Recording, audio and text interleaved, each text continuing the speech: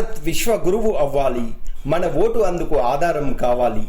మన దేశానికి ఇది అమృత కాలం. మనకు స్వాతంత్రం వచ్చి 76 సంవత్సరాలు దాటాయి. 2047 నాటికి 100 సంవత్సరాలు పూర్తి అవుతాయి. ఈ సందర్భంగా మన దేశం అన్ని రంగాలలో అభివృద్ధి పథాన ముందుకు నడిచి ప్రపంచ దేశాలకే దిశానిర్దేశనం చేయగల స్థితికి చేరాలి. ఇది మన స్వప్నం. దాన్ని సాకారం చేసుకోవాలి.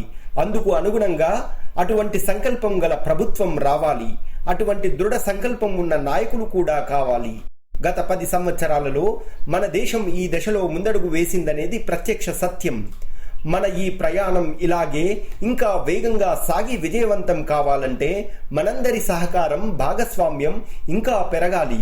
అందుకై రాబోయే సార్వత్రిక ఎన్నికలలో మనందరం తప్పకుండా పాల్గొని అటువంటి ప్రభుత్వాన్ని